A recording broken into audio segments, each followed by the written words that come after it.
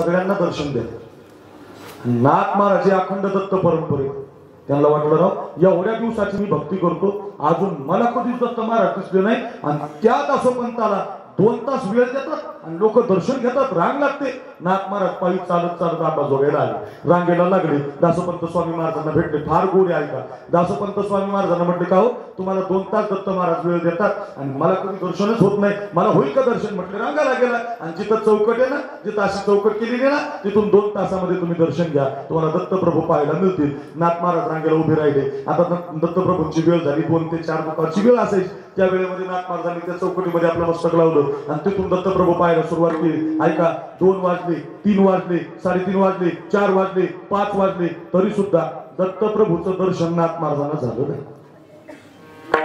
बाकीच्या सगळ्या लोकांना समाधान महाराज दत्तप्रभू दिसायचे. माझ्याकडे बघा असं दत्तात्रय प्रभू सगळ्यांना दिसायचे पण नाथ महाराजांना दिसत नाही. 2-4 तासांनी नाथ महाराज दासोपंत स्वामींना भेटले. का हो म्हटले आज आले नव्हते दत्त महाराज. का हो म्हटले आलते ना, 2 तास खेळ खेळले, तुम्हाला दिसले नाही. म्हटले नाही, तुमचं काहीतरी प्रारब्ध कमी आहे. म्हटले तुमचं काहीतरी पुण्य कमी आहे त्यामुळे तुम्हाला दिसत नाही, तुमची काहीतरी भक्ती कमी पडली. म्हटले सगळ्यांना दिसतात, तुम्हाला दिसत नाही. आजचे दिवस थांबा, उद्या एकदा प्रयत्न करा. मुक्काम केला नाथ महाराजांनी. दुसऱ्या दिवशी पुन्हा रांगेत लागले. दुसऱ्या दिवशी तसंच झालं. सगळ्यांना दिसले, नाथ महाराजांना काही दिसले नाही. आणि मग नाथ महाराजाला ते दासोपंत म्हटले तुमचं काहीतरी पुण्य कमी आहे, तुम्ही अजून एकदा भक्ती करा, चांगली साधना करा, चांगल्या शिवकुंजन पर्वतावर जा, चांगली साधना करा, तुमचं तप कमी आहे असं म्हणून नाथ महाराज बघून आले. बरं का, निराश होऊन आले आणि म्हटले दासोपंत स्वामींना म्हटले कधी आले आमचं पैठणला तर या असं म्हणून गेले. आणि ते नाथ महाराज गेले आणि 2-4 महिन्याचा कालखंड गेला समाधान महाराज. आणि 2-4 महिन्यानं ते दासोपंत स्वामीला काहीतरी काम निघालं आणि ते पैठण गावाच्या रस्त्याला लागलं. त्यांना ते आठवण आली नाथ महाराज. बोराव म्हटले इथले एक महाराज आपल्याकडे आले होते आणि त्यांना दत्तप्रभूचं दर्शन घ्यायचं होतं, त्यांचं झालं की नाही दर्शन म्हणून विचारायला जावं. तर ते दासोपंत स्वामी चालत चालत नाथ महाराजांच्या वाड्यावर आले. विचारत विचारत नाथ महाराजांच्या वाड्यावर पोहोचले. तर वाड्यातून प्रवेश करायचा होता का तिथं दत्त महाराज चोपदार करत होते. ऐका बरं का, चोपदार पुढे ते जेव घाला चोपदार ऐका अशी चोपदार करत होते. कोण? दत्त महाराज. आणि ते दासोपंत स्वामीने चोपदार पाहिले. दत्त महाराज हो हो मालक आतमध्ये, मी चोपदार मालक घरात. दासोपंत स्वामी आतमध्ये गेले. दासोपंत स्वामी नाथ महाराजांना म्हटले का हो दत्तप्रभूचं दर्शन झालं नाही. हो म्हटले अजून भक्ती पुढे फळायला आली, अजून तपश्चर्याच नाही म्हटले, साधनाच नाही म्हटले आमच्या जीवनात. तुमचं भाग्य आहे म्हटले, 2 तास तुम्हाला दत्तप्रभू खेळ खेळायला येतात, सगळे लोक दर्शन घेतात. आणि मग ते दासोपंताच्या डोळ्यामध्ये पाणी आलं, रडायला लागले. ते म्हटले अहो नाथ महाराज तुम्हाला दत्त महाराज याच्यामुळे दिसले नाही माहितीये का तुम्हाला का? कारण ते दत्तप्रभू तुमच्या दारात चौकदारकी करतात. तुम्हाला कसं दिसतील? निळा म्हणे देव राबे त्यांची घरी. प्रमाणे काय दत्त चोपदारी करीतसे श्रीखंड्या चंदन उगाळून गली. बसरी गंगा तिरी धुतासे कपडे धुवायला देव नाथ महाराजांच्या वाड्यावर. ज्याला चंदन लावायचं तोच चंदन उगाळायला. ज्याच्यासाठी कीर्तन आहे तो चोपदार बनू नये. सांगू द्या ओ द्वारकेची मूर्त एकनाथा घरी. पाणी वाय हरी हरी कावडीने. हो कावडीनं पाणी भरायला देव. ज्याचं पाणी तो पाणी भरतोय, ज्याला चंदन लावायचं तो चंदन उगाळतोय, ज्याचे कपडे तो कपडे धुतोय आणि ज्याचं कीर्तन आहे तो चोपदारकी करतोय. नाथ महाराज मंदिर नाथ महाराजांना माहिती नव्हतं बरं का महाराज. माहिती असतं तर काम करू दिलं नसतं. अर्थ एकच आहे, तुमचा शुद्ध भाव तयार झाला की मंदिरातला देव तुमच्या घरी येतो बघा. म्हणून फार बरोबर फाटी रे धोती तुटी रे पगडिया. म्हणजे समाधान महाराज खूप गोड प्रसंग सांगतात बरं का. फाटी रे धोती तुटी रे पगडिया चालत पाऊग से सुदाम जी को देखत श्याम हसे. सुदामा देवाला भेटायला भारत देशातल्या प्रत्येक कीर्तनकार गायक वादक वारकऱ्याला सुदामा माहिती. सुदामाची मार्मिकता सांगतो तुम्हाला, जाईल कधी नाही ऐकली. सुदामा देवाला भेटायला गेला विठ्ठल सर, कांदा पोहे घेऊन गेला ना. साखरे मार झाले तर वाणीवाडीचे आमच्या विठ्ठल सर कांदा पोहे घेऊन मस्त टेस्ट अशी मस्त कढीपत्ता जिऱ्यावर फोडणी मस्त असं पित्त न होणारे पोहे केले असे असे नाही. कोरडे पोहे ते पण एका घरचे नाही, मागून आणलेले होते 4 घरचे. भिक्षाटन, कुणाचे लांब, कुणाचे जाड, कुणाचे पातळ, असे 4 घरचे पोहे घेऊन सुदामा गेला आणि तो राज ऐश्वर्यात पोहोचला. अरे बाप रे म्हटला, एवढ्या ऐश्वर्या पुढं हे पोहे नको झाकूनच ठेवले त्याने. गंमत बघा, झाकून ठेवले. ऐका ऐका. आणि ते पोहे देवाने हिसकावून घेतले त्याच्या हातातले आणि त्या 4 घरच्या पोह्यातला एक घास खाल्ला वकील साहेब. एक किती? एक. तर एका घासाचा मोबदला गाव सोनियाचा दिलागा. त्याला सोन्याचा गाव एका घासात दिला. आता गंमत आहे का? आता दुसरा घास खायचा होता का? दुसरा घास देवाला खायचा होता. त्या एवढ्यात रुक्मिणी माता धावली आणि तिने ते पोहे हिसकावून घेतले. कारण तिला चांगलं माहिती होतं एकच घास खाल्लाय तर त्याचा गाव सोन्याचा केलाय. दुसरा घास खातील तर द्वारका त्याला देतील आणि त्याचे कपडे हे घेतील. बायका हुशार असतात, धावतच गेली, बोलूनच घेतलं. हो हो हो एकटंच का, आम्हाला पण द्या ना. तिला चांगलं माहिती होतं आमचा बाबा असा आहे, दुसऱ्या घासात द्वारका देईल आणि त्याचे कपडे घेईल. का सुदामा ब्राह्मण दुःखे दरिद्रे पिढीला मुष्टी पोहे घेऊन या त्याचे भेटी लागी गेला. आता इथं लाल रे पडायच्या. शुद्ध भाव देखून या गाव सोनियाचा दिला गा. महाराज सवा गागर काटा गेला, कळलं आम्हाला. समाज जिंकायला बोलणं, शत्रू जिंकायला कपट, मित्र जिंकायला सत्य, देवाला जिंकायला भाव लागतो. नाथ महाराज काय, सुदामा काय, अनंत उदाहरणं सांगू शकता तुम्ही, कळलं आम्हाला. पण असा भाव जर तयार झाला तर मग निळोबाराय म्हटले, मग तेच सांगतो, ज्याच्या हृदयात शुद्ध भाव तयार होतो तो भाविक असतो आणि तोच देवाला आवडतो. अभंगाचं पहिलं चरण.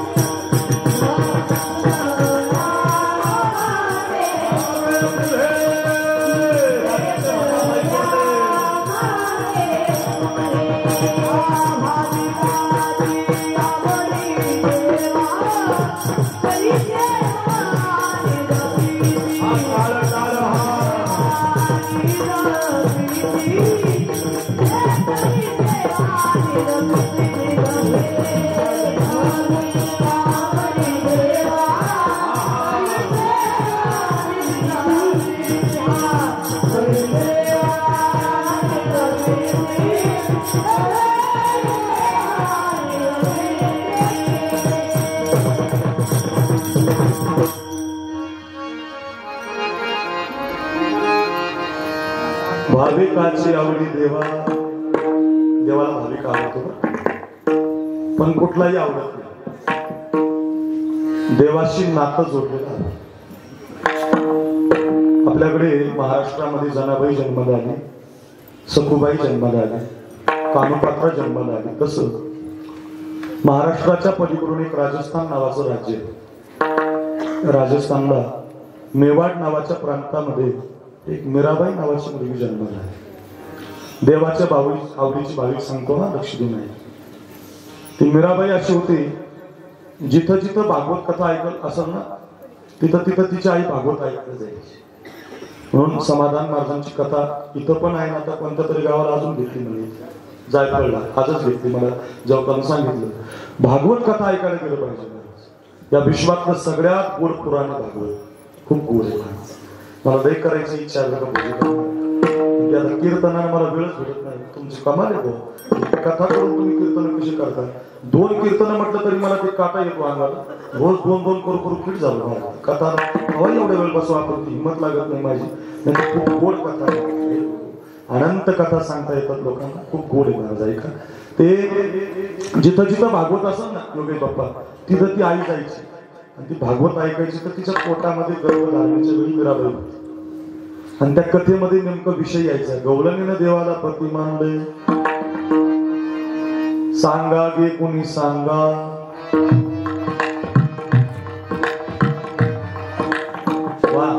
माझा कृष्ण देखील का कोणी सांगा. पाहिला का माता शोभे पिंपळ पान, मेघवर्णाईसा जाण, त्याला म्हणती श्री भगवान.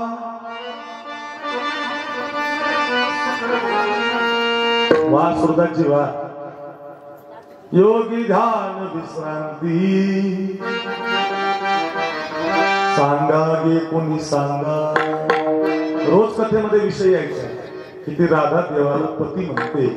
एक बार तो राधा बन कर देखो मेरे सावलिया, राधा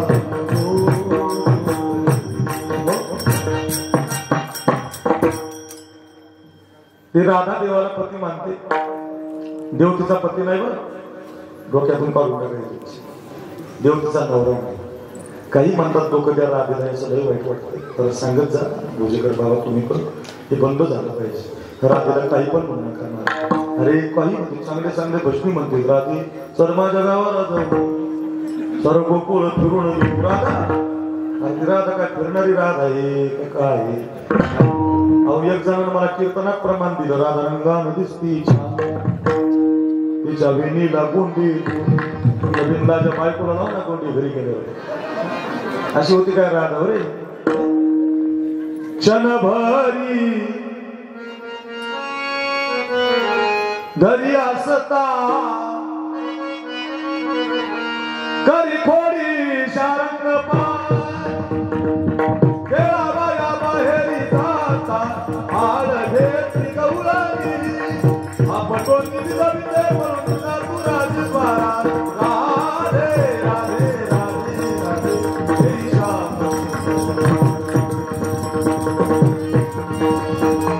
हे श्याम. अशी होती राधा. राधा घेऊन हरीला त्वरे जात मंदिरी. ही पवित्र राधा होती, काही पण म्हणू नका. ही भागवतात विषय यायचे समाधान महाराज जसं आपल्याला सांगतात तसं. आणि ती गर्भामध्ये असणाऱ्या मीराबाईच्या कानावरती पडायची. आणि ती मीराबाई जन्माला आली. जन्माला आली सर तर ती आता 5 वर्षाची झाली की भागवत ऐकायला जायला. नुसती भागवताला जात नव्हती रघुनंदन महाराज. भागवत कथा संपली भोजेकर महाराजांची की भोजेकर महाराजांना विचारायची कृष्ण कुठे भेटल मला. ओ कथाकार महाराज, आता ज्या सावळ्या कृष्णाचं वर्णन केलं, बासरीवाल्या कानाचं वर्णन केलं, राधेच्या कृष्णाचं वर्णन केलं, कुठं मिळेल मला. कोई कहियो रे प्रभु आवन की, प्रभु आवन की मन भावन की. भेटेल का देव, भेटेल मला. उसावेसी ह्याची वाटी जे भेटे तयासी, देव कृपा करिल कायमी उद्धार पावी, काय कृपा करील नाना, ऐसे तुम्ही सांगा संत करा समाधान चित्त माझे. काय हे खंड, काय हे खंड कथाकार महाराज, कथाकार विचार करायचा राव, 20 वर्षापासून कथा करतो, अजून मलाच प्रश्न पडला नाही. मुलगी मला रोजच विचारते कृष्ण भेटेल का, कृष्ण भेटेल का. त्या कथाकारानं काय केलं, आपल्या जवळची कृष्णाची मूर्ती दिली तिला. म्हणजे हा का नाही, जा घेऊन, हे कृष्ण आहे, जा. आणि तिला ती मूर्ती घरी आणली. देवाच्या आवडीचा भाविक सांगतोय, ऐका, कोण असतो देवाच्या आवडीचा भाविक, परफेक्ट डोक्यात बसल, 1 वर्षभर साखरे महाराज विसरायचे नाही तुम्ही. जरा ऐका, मूर्ती घेऊन घरी आली रघुनंदन महाराज. त्या मूर्तीला आंघोळ घालायची, त्याला नैवेद्य दाखवायची, त्याची पूजा करायची, रोज वेगळ्या फुलांचा हार त्याला बनवायची. हो, घरात ते म्हणायचे, बघा ना काही मुलगी भक्ती करते. बाप म्हणायचा, बघा ना माझी मुलगी कृष्णाला, बघा ना किती प्रेम करते. आई म्हणायची, बघा ना माझी मुलगी किती गोड भक्ती करते. लहान होती ना, लहान. अरे पोरं रघुनंदन महाराज आहे, योगेश बाप्पाकडे लहान पोरं तयार होतात पकवायला गायला. मग गावात काय वाचिलो राव, काय गातो राव पोरगा. आणि तोच पोरगा पुढे म्हणून मला ब्रह्मचारी राहायच. बिघडलं गणेश महाराज. सगळे गावात हे हिंमत नाही त्याच्या, लग्न करायला ताकद लागते, ताकद, त्याच्यात काही हिंमत आहे का, ब्रह्मचारी राहायचं म्हणतो. मग लोक त्याला वेळच काढतात. असं जे जगाचं महाराज, ओरिजिनल परमार्थ करणारा खूप त्रास आहे. आमच्यासारख्या हत्याला नाही, ओरिजिनल सांगतो. ओरिजिनलला त्रास आहे, ओरिजिनल. ऐका, खरंच सांगतो, खूप त्रास होता. आणि ती जशी लहान होती ना, ती मूर्तीची पूजा करायची. आता हळूहळू ती कृष्णाला पती म्हणायला लागली. हा माझा नवरा आहे, वरिले सावळे परब्रह्म घरी झाले, पट्टराणी वळे, हा माझा नवरा आहे, हा माझा पती आहे. कृष्ण माझा पती आहे, हा माझा नवरा आहे. राधेने जसं मानला तसा माझा आहे. अखंड त्याला पती मानायला लागली. सगळं घर वंदन करायचं, वा पूर्वी वा भजन. पण आता काय झालं, ती लग्नाची 20 वर्षाची झाली. ऐका जरा लक्ष देऊन, 20 वर्षाची झाली पोरांनो. आणि 20 वर्षाची पोरगी सुद्धा म्हणायला लागली, हा माझा नवरा आहे. तिला अनंत राजाची ठेपी यायची. दिसायला सुंदर होती महाराज. मेकअप कधीच केला नव्हता. मीराबाईनं फॅरन लवली लावली नव्हती. अरे गंढा, फॅरन लवली लावता का? फॅरन लवली लावता ना, लावी जाऊ नका. अमेरिकन बाईचा शंभर येतो. हा बघा बा, तुम्हाला उद्यापासून लावायचं. अहो 106 रुपयाला 40 ग्राम आहे. किती? 106 रुपयाला विठ्ठल सर 40 ग्राम आहे. 106 रुपयाची 40 ग्राम. तर छटाकचा भाव काढा, 1 किलोचा भाव काढा, तर 2-2.5 हजाराच्या घरात येते महाराज. 2-2.5 हजार रुपये किलोची फॅरन लवली लावून अजून 19 वरा झाला, 19 नाही हो, पण 2 हजारामध्ये 1 किलो बदाम आणि 1 किलो काजू येतो. बरं का, सकाळी सकाळी अमावस्यापोटी छटाक बदाम, छटाक काजू जर रोज खाल्ले ना, तर चेहरा उजळल्याशिवाय राहणार. लोक काय म्हणतात माहिती, काजू लय महाग, बदाम लय महाग. अरे पागल, फॅरन लवली महाग. काय लोक महाराज, लय अवघड लोक, फसत की फसतात महाराज. चेहरा गोरा काही लावतात महाराज, कोरड लावायला लागलेत महाराज. काही काही महाराज लावितात आमचे महाराज. वाईट महाराज, अरे रे रे वाईट आहे महाराज. फॅरन लवली मध्ये गाईच्या चरबी आहे बरं का, गाईची. लावीत जाऊ नका, लावायचं नाही. त्याच्यामध्ये मांस आहे गाईचं, प्रसिद्ध केलंय ते. तुम्ही बघा युट्यूबला क्लिप आहे त्याचे. लावीत जाऊ नका, त्याने तुमचा चेहरा खराब होईल. 1 दिवस तुमच्या चेहऱ्याला मांस लागतं, लावायचं नाही. इतका सुंदर चेहरा दिलाय महाराज देवानं आपल्याला. काय ते लावायचं, तसलं भांगार चेहरा करायचा आपला, जाऊ दे. तर मीराबाई अशी मेकअप करत नव्हती. इतकी सुंदर होती महाराज दिसायला. सुकलेल्या कमळाच्या फुलाला हात लागला ना, तर कमळ उमलायचा. पान जर खाल्लं तर गळ्यातून दिसायचं. आपल्या बायकासारखं नाही, डाबरी बेल कापडी, काळी बेंद्री आपली आहे. असं नाही, एक डोळा एक नाकी दरबिली असं नाही. इतकी छान महाराज पातिकावर असली नाही, इतकी छान ती मीराबाई. सुकलेलं कमल उमलावा अशी तिची त्वचा. आणि तिला अनंत राजाची ठेपे यायची. आणि ती बापाला म्हणायची, बाबा तेने केला असे माझा अंगीकार, नका तुझावर पाहू आता. तेने केला असे माझा, हे बाबा तेने केला असे, तेने केला असे माझा अंगीकार, नका तुझावर पाहू आता, नका तुझावर पाहू आता. दुसरा नवरा नको बाबा. आता मी त्याला पती मानलंय, त्याने मला बायको म्हणलं. तो माझा नवरा आहे, तो वल्लभा मी कांतू, माझं लग्न करू नका बाबा. आता बघा किती अवघड झालं. आता काय झालं माहितीये का, लोग कहे मीरा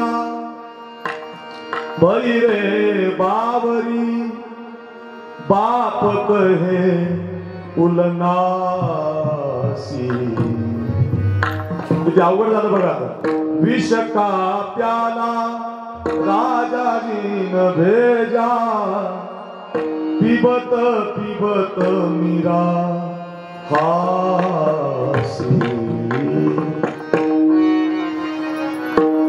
विषाचा प्याला पिला बघा, तर तिनं नाताने सोडलं. आता काय झालं बघ, घरातून काढून दिलं. अशी कुठे पोरगी असते का नाही, मूर्तीशी लग्न केलं म्हणते जा आमच्यात राहायचं नाही, तू आमची नाही जा. तिला घरातून काढून दिलं. मग तुम्हाला असं वाटतं की तिनं प्रयत्न सोडला. आता तर एवढी भाविक झाली, आता कृष्णाची मूर्ती मांडते, पायामध्ये घुंगरं बांधते, गळ्यात विणा घेते, हातामध्ये चिपळ्या घेते. ओ हरी गुण गावत नाचू, हरी गुण गावत अपने मंदिर में बैठ बैठ कर, अपने मंदिर में बैठ बैठ कर, अपने मंदिर में बैठ बैठ कर, पिता भागवत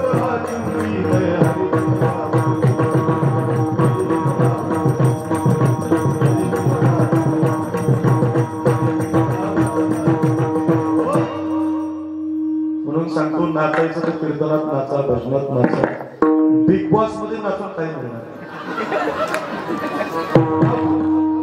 कीर्तन कमी होतील, लोक तुम्हाला बाजूला घेऊन जातील. इथं नाचा ना मला, नाचू कीर्तनाचे रंगी, ज्ञान दीप लावू जगे, इथं नाचा. अरे ऐका, आमचा देव नाचला, नाचता नाचता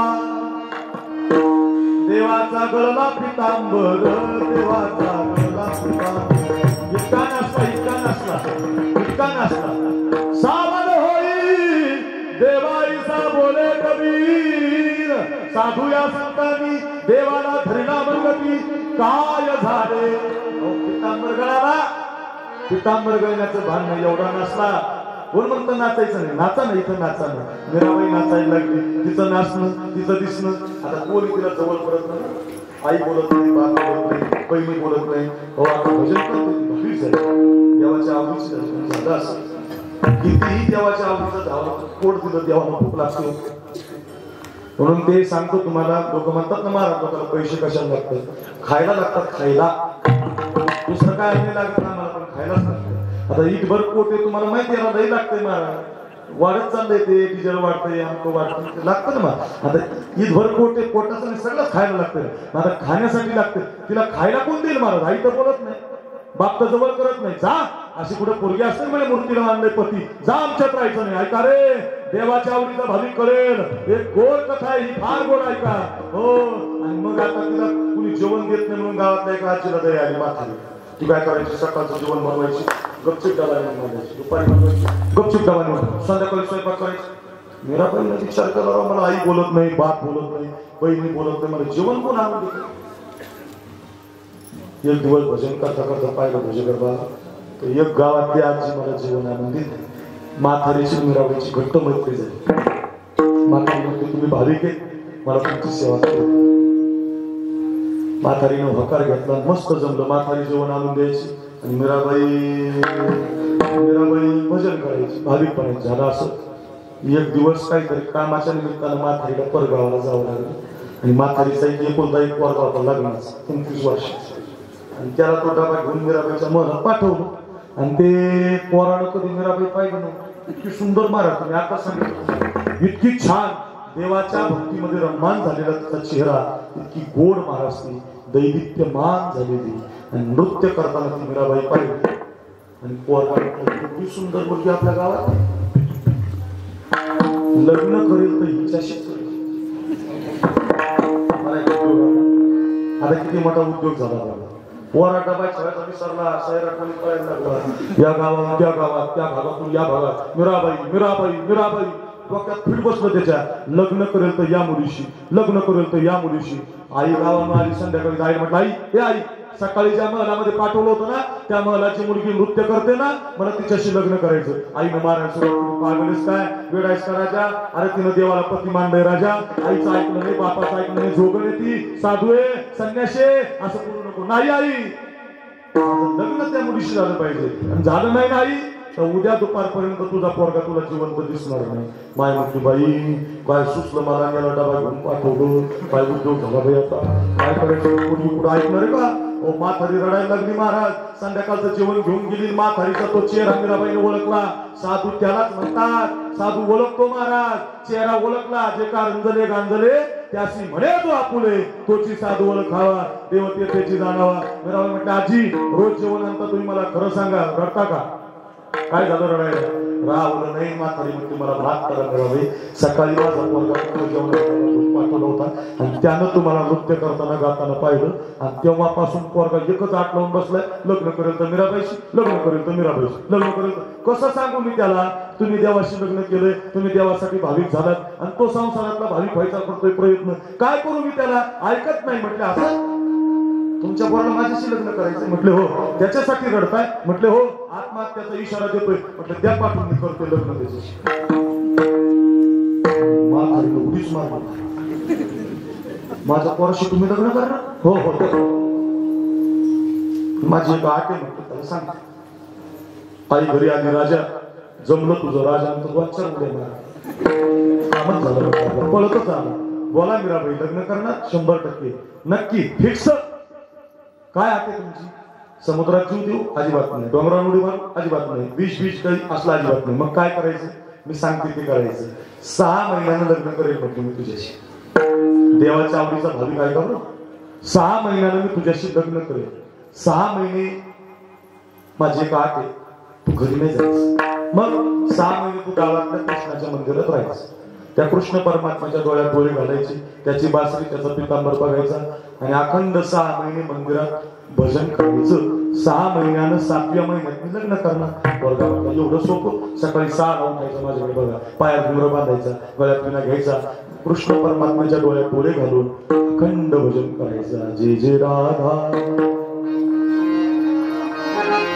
जय जय राधा रमण हरि बोल, जय जय राधा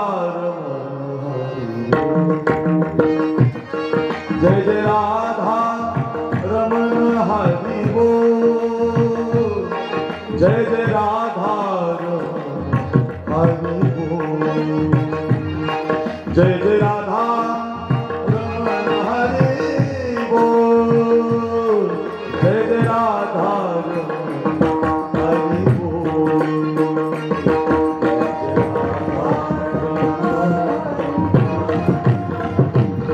जय जय राधा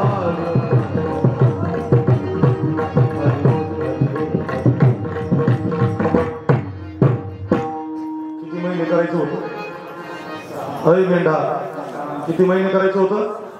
पोरांना ध्यानात आहे? 6 महिने. तिकडे ध्यानात आहे? किती महिने करायचं होतं? 6 महिने. त्याच्यातले 3 महिने गेले भोजेकर बाबा, 3 महिने. आणि 3 महिन्यानं मीराबाईनं मला लग्नाचा हार घेतला. माझ्याकडे बघा वकील साहेब, म्हातारी बरोबर घेतली, लग्नाचा हार घेतला. चला म्हटलं आजी आपल्याला याच महिन्यात उरकायचं, अजून 3 महिन्याने तिसरी लाट येणार आहे, पुन्हा एकदा बंद होणार आहे. मंगल कार्यालय सगळं बंद आहे, पुन्हा मग याच महिन्यात उरकायचं. म्हातारी म्हटलं अजून 3 महिने बाकी आहेत ना? नाही म्हटलं याच महिन्यात 3 महिने तिथी नाही. लग्नाचा हार म्हातारी आला, पोरगा रंगलेला होता. जय जय राधा, जय जय राधा, जय जय राधा,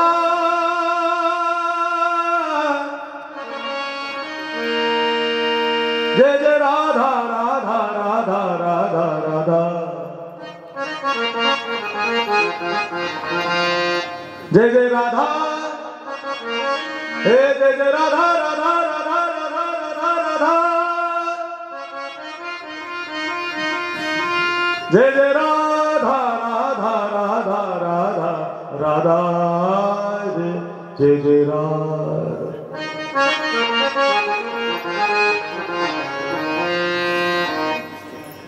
वाह, इतका गोड सारंग राग आमच्या रंगला. सारंग राग आहे बरं का, असा रंगलेला होता. 3 महिने झाले होते. मीराबाईनं त्याच्या खांद्याला हात लावला. हे राजा, हे